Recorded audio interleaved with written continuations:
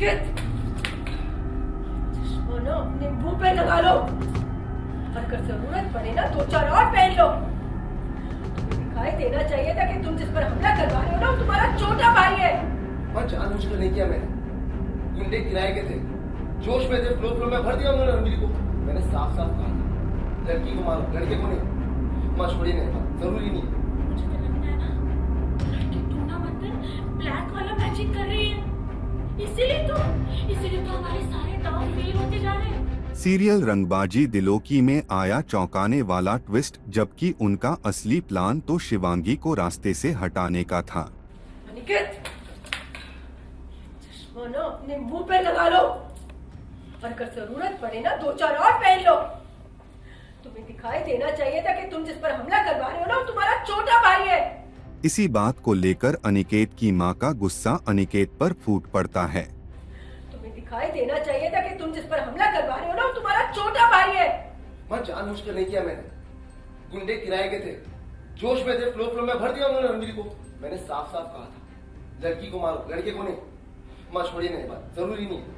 वहीं दूसरी ओर कहानी में एक और बड़ा मोड़ आता है, जब मैना यह बताती है कि अनिकेत कहीं फंस गया है और उसे छुड़ाने वाला कोई नहीं है। इस बात को लेकर मैना काफी परेशान नजर आती है। माँ, रणबीर नहीं लाने वाला अनिकेत को। वो न्यू ब्राइड ने ना फिर से रणबीर का दिमाग घुमा दिया। मैं खुद सुन के आई हूँ। माँ, अब क्या होगा? अनिकेत बेटा तुम थोड़ा सब्र करो, रणबीर खुद तुम्हें लेने आएगा। इसी के साथ कहानी में ट्विस्ट तब देखने को मिलता है जब घायल हालत में रणबीर घर आता है और सोफे पर लेटा होता है। तभी वहां शिवांगी पहुंचती है और रणबीर की मरहम पट्टी करती है।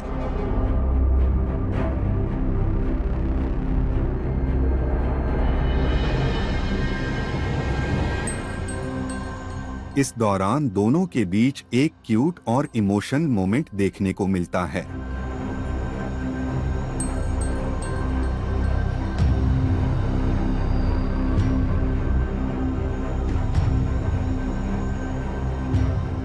अब इस जबरदस्त ट्विस्ट के बाद कहानी आगे कौन सा नया मोड़ लेगी, यह देखना वाकई दिलचस्प होगा।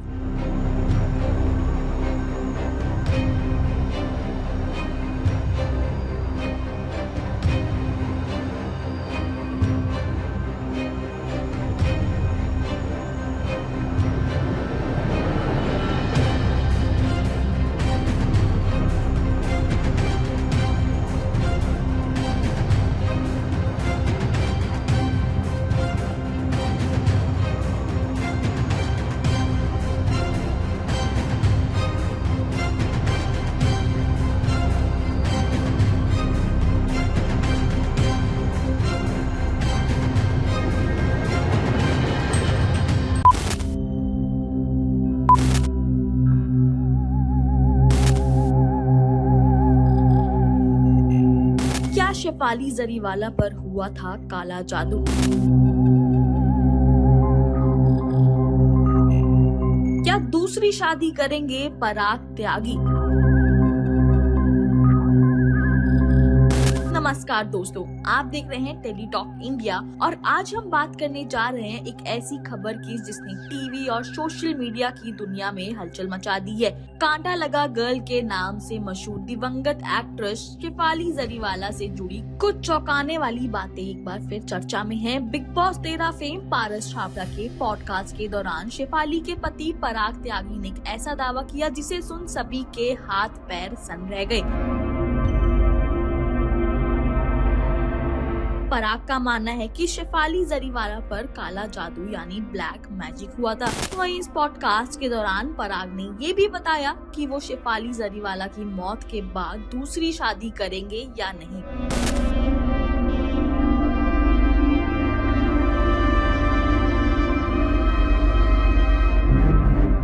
पहले बात करें पराग त्यागी के काला जादू वाले दावे की तो इसे सुनकर हैरान कोई भी रह जाएगा। जैसा कि आपको मालूम है, टीवी और बॉलीवुड जगत की मशहूर अभिनेत्री और कांटा लगा गर्ल कहलाई जाने वाली शख्सियत शेफाली जरीवाला का 27 जून 2025 में निधन हो गया था।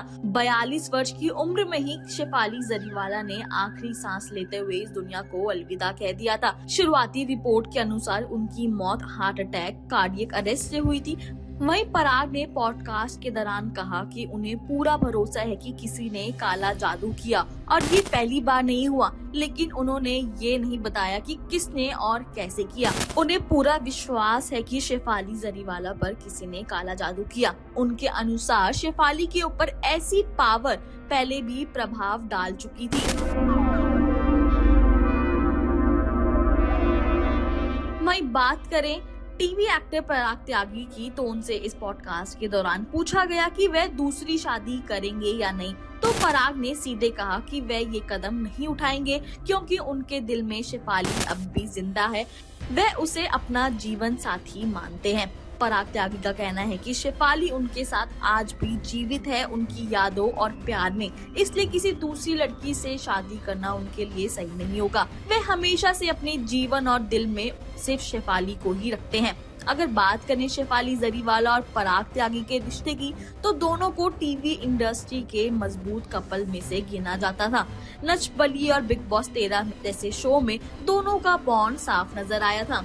इसी के साथ टीवी दुनिया से जुड़ी खबरों और गॉसिप के लिए बने रहें टेली टॉक के साथ।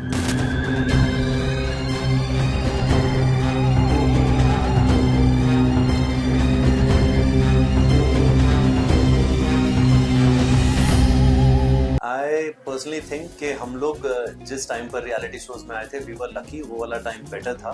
क्वांटिटी बहुत ज्यादा हो गई और क्वालिटी मुझे कहीं ना कहीं लगता है कि सफर कर रही है। एक साल मैंने बैठकर जो रियाज किया, हर रोज सुबह सुबह 4 बजे उठना, वो एक साल जो मैंने रियाज किया, दैट 1 year चेंज मी। इसके अंदर हार्डवर्क बहुत ज्यादा जरूरी है और हार्डवर्क से ज्यादा खुद के ऊपर विश्वास रखना बहुत जरूरी है। From love to marriage to divorce, ये सारी चीजों ने मेरी लाइफ के ऑलमोस्ट 8 साल, लोग मुझसे पूछते हैं इतने टाइम कहाँ थे, तो वो 8-9 साल मेरे को पूरा झंझोड़ के दबा के डिस्ट्रॉय कर दिया।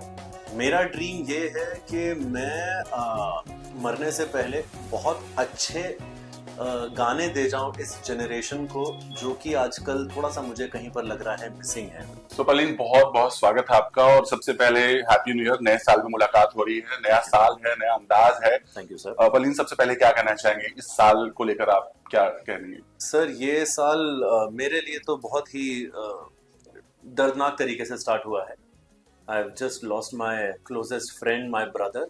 तो बट लेट्स होप आगे वाला टाइम अच्छा रहे, और that's all I can say. For ये साल थोड़ा डेंजरस तरीके से स्टार्ट हुआ है। या हम उस पर भी बात करेंगे, लेकिन उससे पहले आपकी जर्नी की बात करते हैं। इंडियन आइडल से लेकर ग्लोबल स्टेज तक, राइट?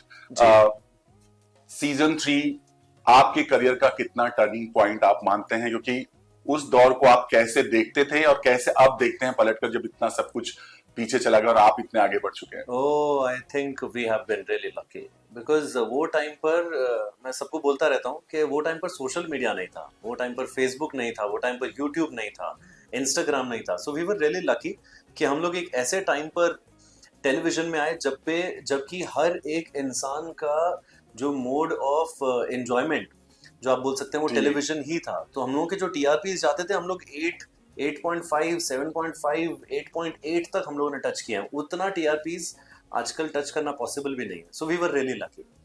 सो आज का जब दौर देखते हैं आप रियलिटी शोज का, कुछ आपको लगता है कि काश हम इस दौर में होते, या फिर आपको लगता है कि वो दौर ज्यादा अच्छा था? आई पर्सनली थिंक कि हम लोग जिस टाइम पर रियलिटी शोज में आए थे, वी वर लकी। वो वाला टाइम बेटर था। आज के टाइम पर कंपटीशन भी ज्यादा है और क्वांटिटी बहुत ज्यादा हो गई और क्वालिटी मुझे कहीं ना कहीं लगता है कि सफर कर रही है। जी बिल्कुल। एक रियलिटी शो से एक इंटरनेशनल स्टेज तक पहुंचने का जो सबसे बड़ा चैलेंज एज ए सिंगर, आपसे अगर हम जानना चाहें, आपने जो फेस किया है वो क्या है? वो था एक्सपीरियंस और गलतियां। बिकॉज हम लोग जब नॉर्मल स्टेज पर होते हैं, वैसे ऐसे नॉर्मल, वैसे तो कोई भी स्टेज नॉर्मल छोटा या बड़ा नहीं होता है, but still in terms of number बोल लो कि सामने जब सिर्फ 100 लोग हैं और कंपेयर्ड टू जब सामने लाख लोग हैं, जब आप लाइव परफॉर्म कर रहे हैं, तो stakes are really high. You have to come across as very confident. आपको मतलब आपका क्राफ्ट आना चाहिए. तो उसके अंदर हम लोगों को 2-3 चीजें काम कर गई. नंबर 1 ऑफ कोर्स हमारा खुद का रियाज, एंड नंबर 2 हम लोग जब इंडियन आइडल में थे भी तो सामने इतने सारे कैमरास थे, इतना सारा ऑडियंस होता था, सामने इतने बड़े जजेस बैठे हैं, इतने बड़े दिग्गज जजेस बैठे हैं. तो उनके सामने हमने जब गा लिया ना, तो उसके बाद जब हम लोग स्टूडियो से बाहर निकलकर हम लोगों को कोई बड़ा स्टेज दिया गया जहां सामने 50,000 लोग हैं, 1 लाख लोग हैं, तो हम लोगों को उतना ज्यादा डर नहीं लगा, क्योंकि हमने उससे ऑलरेडी ज्यादा खतरनाक, ज्यादा चैलेंजिंग सिचुएशन ऑलरेडी देख ली है. जी बिल्कुल. बट आपको कभी भी, या इंडियन आइडल से पहले या इंडियन आइडल के बाद, आपको कभी भी लगा या कभी ऐसा लगा कि यस मैं सिर्फ और सिर्फ इसी इंडस्ट्री के लिए बना? ये मुझे फील हुआ था बचपन से. खैर मैं गाना तो मैं बचपन से गा रहा था, और स्टेट लेवल और नेशनल लेवल पर मैं ऑलरेडी बचपन से जीत चुका था. और मेरे को हमेशा से बचपन से एक ही लाइफ का गोल था, वो था आर्मी ऑफिसर बनना, लाइक माय फादर. तो I was very good in studies, I was very good in sports. तो बचपन से मेरे को आर्मी ऑफिसर ही बनना था. It was back in 2005. Yes, 2005 जब अभिजीत सावंत इंडियन आइडल बने थे. ये चीज मैंने ऑन रिकॉर्ड, ऑन कैमरा भी बोला है, मेरे सीजन में भी मैंने बोला, और ये सावंत भाई को भी पता है, उनको भी पता है कि उनको जब देखा मैंने इंडियन आइडल बनते, तो that was the first time I saw कि अच्छा, म्यूजिक के अंदर भी करियर बनाया जा सकता है. और म्यूजिक में इतना ज्यादा दीवानगी, इतना ज्यादा पागलपन लोगों की तरफ से पहली बार हम लोगों ने देखा था. पहला रियलिटी शो था Indian Idol 1, and from there on I started preparing. So वो आपके इंस्पिरेशन से, बट आपकी ये जो जर्नी रही कैसे तब स्टार्ट हुई, और आपने कैसे रियाज जैसा आपने बोला, सब कैसे आपने इस फील्ड में क्या कुछ किया आपने इसके लिए? मैंने तो बहुत मेहनत करी है. मैं तो अपने कॉलेज में, मैं फर्स्ट ईयर में था और मैंने फर्स्ट ईयर ड्रॉप आउट ले लिया. मैंने फाइनल एग्जाम देने गया नहीं, और मॉम डैड बहुत नाराज हुए थे, बोल रहे थे कि क्या कर रहे हो, तुम्हें अगर आर्मी में जाना है तो पढ़ाई क्यों छोड़नी है. मैंने कहा मुझे सिर्फ 1 साल का ड्रॉप लेना है, मैं वापस से जूनियर्स के साथ बैठ जाऊंगा, वो चलेगा. बट बोलते करना क्या है. That was the first time I bought harmonium tanpura. और उस 1 साल मैंने बैठकर जो रियाज किया, हर रोज सुबह सुबह 4 बजे उठना और खरज का रियाज करना, दिन दोपहर को रियाज करना, दिन शाम को रियाज करना, और टाइम पर सोना, टाइम पर उठना. वो 1 साल जो मैंने रियाज किया, that 1 year changed me completely. और from their life took a big U turn. बहुत अच्छा गया. उसके बाद फिर आइडल 3 फिर सेलेक्ट हो गया, और उसके बाद से रेस्ट इज हिस्ट्री. बट उस समय मॉम डैड को बुरा लगा, बट अब प्राउड फील, या अब कुछ मतलब उनका मोमेंट कैसा रहता है? यस, वो टाइम पर तो थोड़ा सा मॉम डैड, ऑफ कोर्स कोई भी मॉम डैड थोड़ा सा हिचकिचाएंगे, बट थैंकफुली उन्होंने सपोर्ट किया. बहुत बड़ी बात है. और अब जब मैंने इसके अंदर करियर बना लिया है, I am doing really well for my self. वो लोग फिर कंपेयर भी करते हैं ना, वो लोग बोलते हैं कि यार तुम लोग तो बहुत पैसे कमाते हो क्योंकि लाइव शोज में टचवुड बहुत अच्छा इनकम हो जाता है if you compare it with a government job. तो हम लोग तो गवर्नमेंट जॉब से ही कंपेयर करेंगे. तो वैसा है. ओके, बट रियलिटी शो से पहचान मिलना, अब वहां पर एक सक्सेस बनाना, घर घर की पहचान बनना, बट उसके बाद करियर को बनाए रखना बहुत मुश्किल होता है. जैसा आपको पता है, बहुत सारे रियलिटी शोज जीतने के बाद भी लोग गायब हो जाते हैं, गुमनाम हो जाते हैं. यस. धीमे धीमे आपने इसे कैसे बनाए रखा, और कितना चैलेंज आपके लिए रहा, क्योंकि खुद को मुकाम पर बनाए रखना भी बहुत बड़ा चैलेंज होता है after success. Yes, I think इसके अंदर हार्डवर्क बहुत ज्यादा जरूरी है, और हार्डवर्क से ज्यादा खुद के ऊपर विश्वास रखना बहुत जरूरी है. बहुत जगहों पर मैंने बहुत सारे सिंगर्स, मैं नाम नहीं लूंगा, मैं खुद भी ऐसे लोगों को जानता हूँ जो इतने बड़े मुकाम तक आए और उसके बाद फेड आउट हो गए. कहीं ना कहीं वो उनका खुद के ऊपर भरोसा नहीं था. मुझे ऐसा फील होता है. When you have a full 100% belief अपने ऊपर, आपको पता है आप अच्छे हो, you have full belief in your craft, in your talent, और आपको पता है कि आपने आगे जाना ही जाना है, तो आपने जाना ही है. And along with that hard work, और आपको साथ में इवॉल्व भी होना है. आप एक वो पके हुए घड़े की तरह अगर बैठोगे तो आप टूट जाओगे. You have to be flexible, you have to learn all the new songs. जो भी आपके साथ में, अभी जैसे अगर मैं तो बहुत पहले आया था, तो अभी जितने भी आइडल्स आ रहे हैं सब लोग तो हमारे लिए तो बच्चे ही हैं, बट जो भी वो गाने गाते हैं वो गाने मुझे भी आते हैं. जो वो स्टेज पर गाएगा वो गाना मेरे को भी आना चाहिए. मैं ऐसे नहीं स्टबन होके बोल सकता कि नहीं मैं तो सिर्फ पुराने गाने गाऊंगा या 90s के गाने गाऊंगा. आई हैव टू नो आज भी जो गाना रिलीज हुआ है, कल शाम को भी जो गाना रिलीज हुआ है, I have to know it, I have to keep evolving.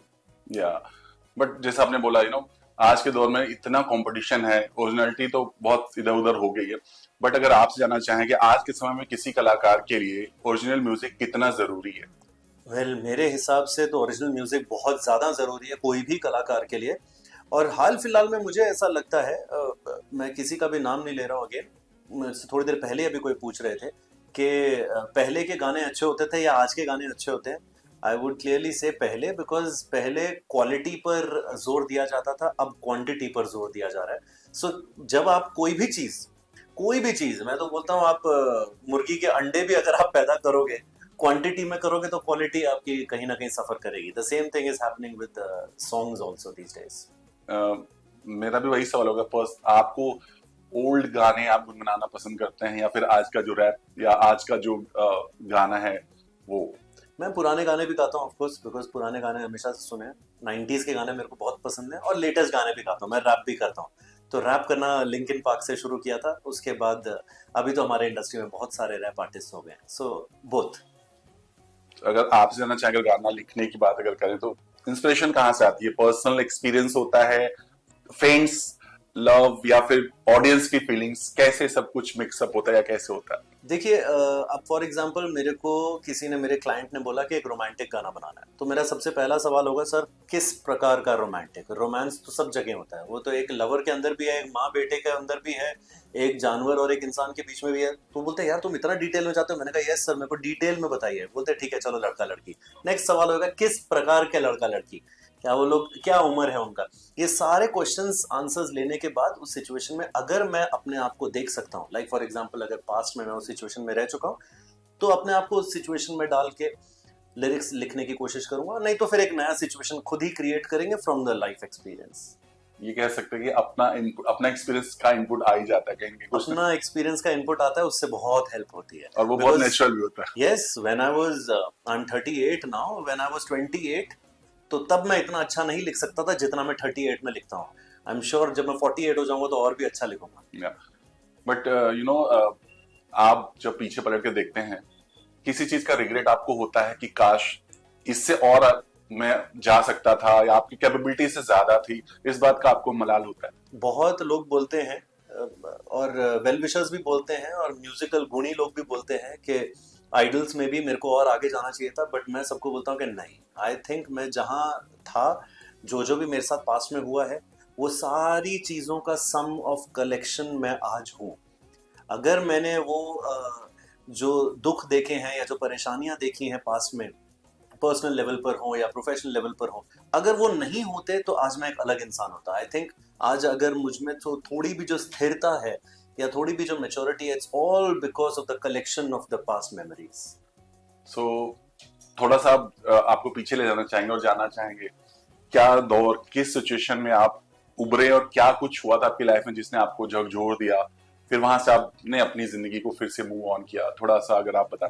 सबसे पहला तो यही कि इंडियन आइडल 3 में जब भी आप आते हो, कोई भी रियलिटी शो में आप आते हो, तो आप जीतने के लिए आते हो। तो अगर आप नहीं जीत पाए तो पहला धक्का वहां लगता है, वो धक्के से आप निकलते हो। But we were lucky enough कि हम लोगों को सोनी ने कॉन्ट्रैक्ट दिया, सोनी म्यूजिक ने हमारे साथ एल्बम वगैरह किया, वो सब हुआ और वहां से सब कुछ ऐसा स्मूथ जा ही रहा था कि फिर पर्सनल लेवल पर आप आपको धक्का लगता है।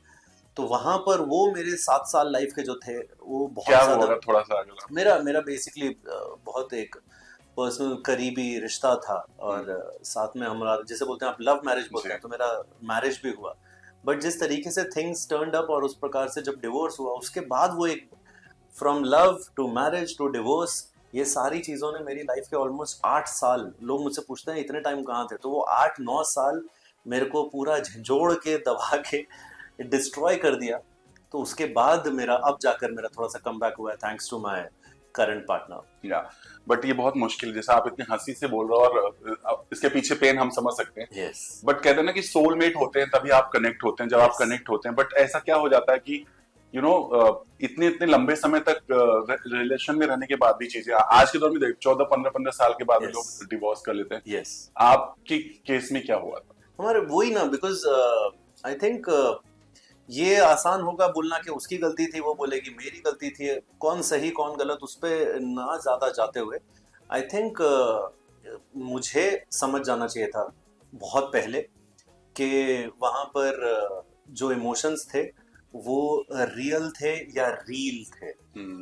तो मुझे ऐसा लगता है कि वहां पर रील वाले इमोशंस थे, रियल इमोशंस नहीं थे। और मैं खुद रियल करते चला गया और लास्ट तक फिर when once the castle breaks down and that is when you realise के अब तो आगे कुछ है नहीं यहाँ से. So but now current you are so happy. कहते हैं ना मूव ऑन, कुछ भी हो आपको सिचुएशन आगे बढ़ना था.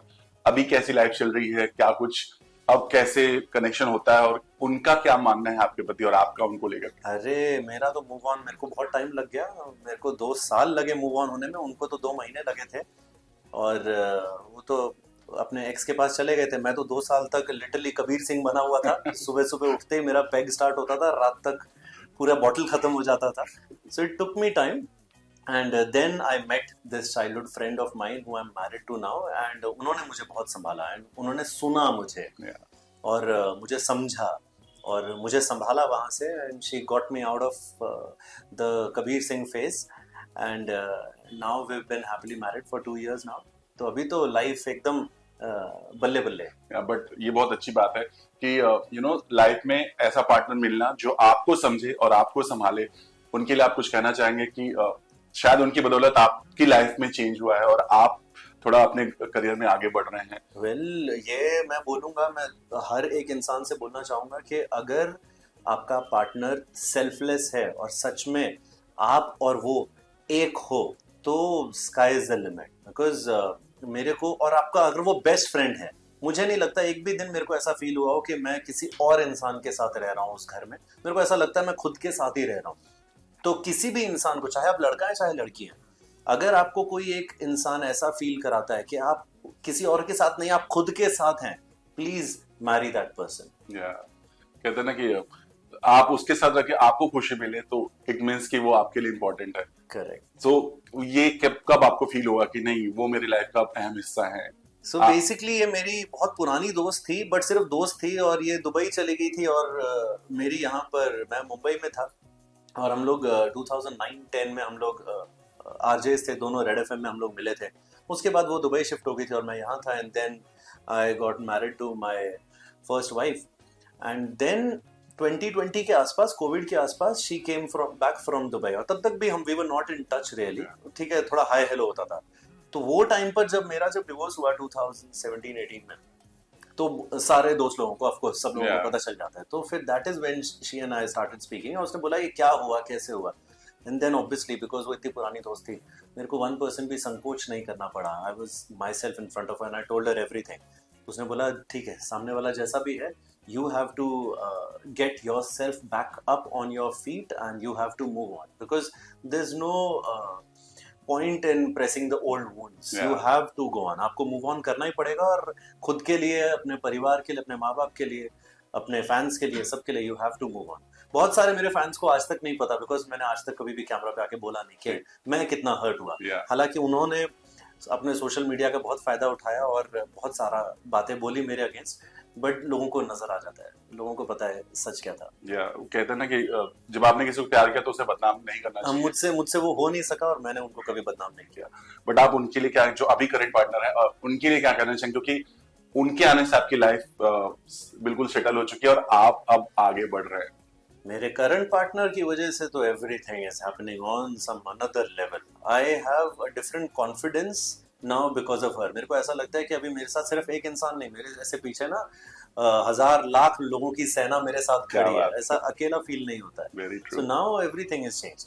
अब इस बात को मानते हैं कि हर कामयाब पुरुष के पीछे एक महिला का हाथ होना बहुत जरूरी होता है. ये चीज मैं पहले नहीं बिलीव करता था. मुझे ऐसा लगता था कि ये सिर्फ कहानियां हैं, बट अब सच में ऐसा लगता है कि हर एक कामयाब इंसान, पुरुष नहीं, हर एक कामयाब इंसान के पीछे एक उसी प्रकार के इंसान का हाथ होता है जो उसके सपनों को अपने सपने देखता है. क्या बात.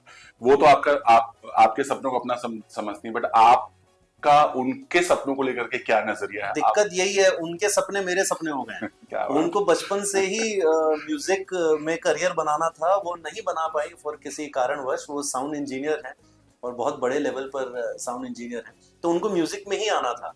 तो ये उन्होंने भी नहीं सोचा था, ना मैंने सोचा था, ना उन्होंने प्लान किया था, ना मैंने प्लान किया था कि एक ठीक है मैं प्रोफेशनल सिंगर बनूंगा. हम दोनों तो आरजेस थे जब मिले थे. प्रोफेशनल सिंगिंग के अंदर हम लोग म्यूजिक डायरेक्टर बनेंगे, कंपोजर बनेंगे, लिरिसिस्ट बनेंगे. And now my dreams are her dreams and her dreams are my dreams. तो वैसा चीज हो गया.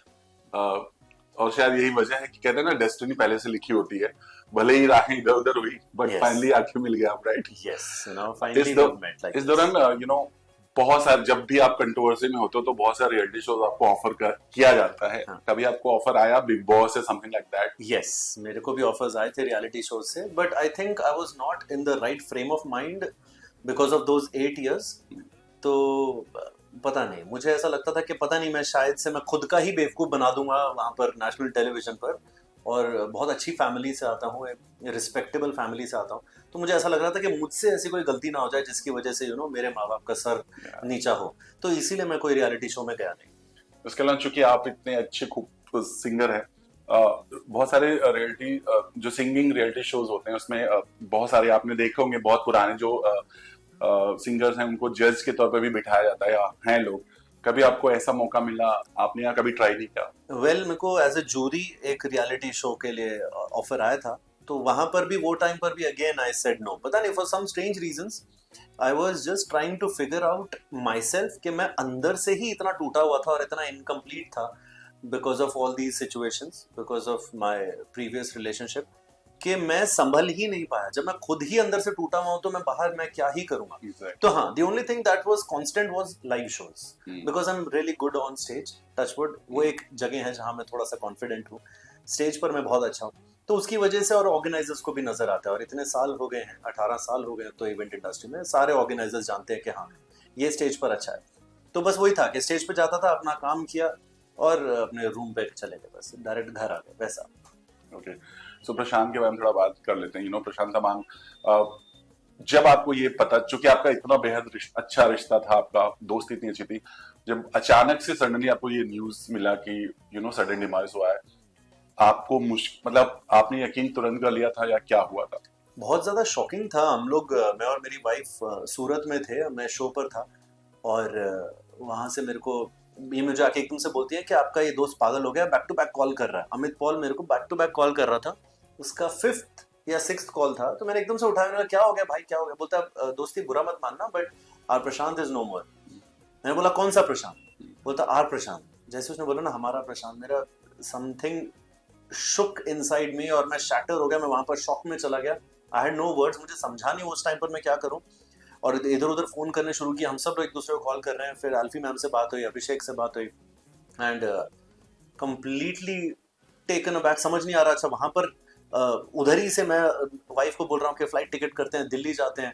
वहां से अभिषेक बोल रहा नहीं दिल्ली मत आ, शायद से प्रशांत को दार्जिलिंग लेकर जाएंगे।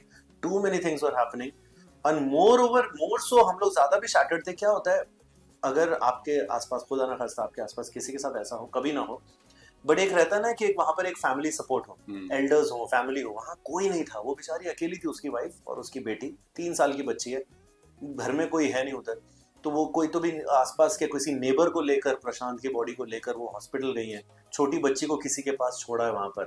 तो इट वॉज वेरी शॉकिंग। हम लोग वो टाइम पर समझ ही नहीं पा रहे थे क्या करें। एक दूसरे को कॉल करके बोल रहे थे कि दिल्ली में कौन है, उसको बोलो एक बार वो हॉस्पिटल में जाए। तो मेड के थ्रू हम लोग पता लगा रहे हैं कौन से हॉस्पिटल में। ऑल दिस, इतना ये 3-4 घंटे इस तरीके से गुजरे, दिमाग नहीं चला। फिर हम लोग फटाक से हम लोग मुंबई आए, रात में अपनी अर्ली मॉर्निंग फ्लाइट कराई, हम लोग बागडोगरा लैंड हुए। तो वहां से फिर हम लोग प्रशांत की फैमिली, प्रशांत की बॉडी के साथ हम लोग सब लोग साथ में ही बागडोगरा से दार्जिलिंग तक हम लोग बाय रोड सब लोग साथ में गए। रास्ते में हर एक चौराहे पर प्रशांत की बॉडी को, जो वैन थी जिसमें थी, जगह जगह पर रोकते हुए गए हैं। हर एक इंसान ने वहां पर अपने लास्ट राइट्स, अपना ट्रिब्यूट प्रशांत को दिया है। सब लोगों ने रुक रुक के माथा टेका है प्रशांत के पास। जिस लेवल का प्यार वहां पर लोगों ने प्रशांत के लिए जो दिखाया है, back then also and today also, it's commendable. ये बहुत बड़ी बात है, बहुत बड़ी बात है। बट अगर एज अ फ्रेंड, कैमरे से दूर, लाइमलाइट से दूर, अगर प्रशांत की बात करें एज अ फ्रेंड, आपके फ्रेंड कैसी शख्सियत थी, कैसे इंसान थे, वो थोड़ा बताना चाहेंगे? अरे पागल, बहुत प्यारा आदमी था, बहुत ज्यादा। मतलब मैंने अपनी लाइफ में इतना ऑनेस्ट, इतना साफ दिल, मैंने ऐसा इंसान नहीं देखा। मतलब गिवर जैसे बोलते हैं हम लोग, उसको बोलते रहे भाई तू मतलब सब कुछ ही लुटा रहा है। हम लोग जब 2007 की मैं आपको बात बता रहा हूँ, तब आई थिंक ये आईफोन, जब फर्स्ट आईफोन जब आया था, तो ये यूएस से लेकर आया था। इंडिया में हार्डली 1-2 लोगों के पास था, शायद से खान साहब के पास था। तो ये वहां से इसको इनकी नेपाली कम्युनिटी ने दिया था। तो घर पे तब तक हम लोग ये सोनी एरिक्सन वगैरह फोन यूज कर रहे थे, तो मेरे पास भी वो था। तो हम सब लोग ऐसे बैठे, तो वो आया रूम पे आके आईफोन दिखाया उसने। मैं बोला यार क्या मस्त फोन है, कितना अच्छा फोन है। उसने लिटरली, मैं बैठा था और वो ऐसे साइड में खड़ा था, उसने फोन ऐसे लिटरली मेरे ऐसे गोदी में फेंक दिया, बोलता है तेरा फोन। मैंने कहा नहीं नहीं पागल है, इतना महंगा फोन है मेरे को। लिटरली उसने मेरे हाथ में दे दिया कि ये तेरा फोन है। कभी भी कोई भी चीज का आपने तारीफ कर दिया ना, भाई तेरा जैकेट बहुत अच्छा है, ये ले ले। सुन ना, तेरा ये शूज बहुत अच्छा है, ये ले ले। जब जब भी आउट ऑफ इंडिया से कहीं से भी बाहर से आया, अपना हर चीज उसने दे दिया। तो एज ए गिवर ये हो गई उसकी चीजें देने वाली। एज एन इमोशनल, कुछ भी किसी नीचे जो वॉचमैन रहेगा उसको भी उतना ही प्यार देगा जितना वो हमें देगा, नीचे ड्राइवर को भी उतना ही प्यार देगा, सम्मान देगा जितना हमें देगा, और बड़ों को भी उतना ही सम्मान देगा, छोटों को उतना सम्मान देगा। मैंने नहीं देखा ऐसा इंसान, इतना सेल्फलेस इंसान मैंने नहीं देखा अपनी लाइफ में। बट आज चूंकि अब वो नहीं है हमारे साथ, या इस दुनिया में नहीं है, अब आप जब म्यूजिक बनाएंगे या फिर आप जब स्टेज पर गुनगुनाएंगे, कमी महसूस होगी उनकी? बहुत ज्यादा। इनफैक्ट हम लोग अभी नेक्स्ट मंथ एक फंड रेजर प्लान कर रहे हैं प्रशांत के लिए, और हम सब लोग आइडल 3 के जितने भी टॉप 10 सिंगर्स हैं, हम सब लोग साथ में उधर जाकर परफॉर्म करेंगे फ्री ऑफ कॉस्ट। और जितना भी पैसा इकट्ठा होगा उस कॉन्सर्ट से, वो प्रशांत की वाइफ और उसकी 3 साल की बच्ची को देना चाहेंगे। तो मैं वही सोच के मैं कांप रहा हूँ और घबरा रहा हूँ कि वो शो पर हम सब लोग गाएंगे कैसे, बिकॉज मैं प्रशांत के गाने गाऊंगा मोस्टली, मैं वही प्लान कर रहा हूँ। बट कैसे गाऊंगा वो नहीं समझ आ रहा है, वो रोना ही नहीं बंद हो रहा है। अब ये 3-4 दिन जब उधर थे दार्जिलिंग में for the entire cremation period, नहीं समझ आया, कुछ भी दिमाग नहीं चल रहा था। वो भी जब उसे क्रिमेशन पर जब साइड में मैंने एक गाना गाया, वहाँ पर कुछ लोकल आर्टिस्ट थे, कुछ नेपाली गाने गा रहे थे।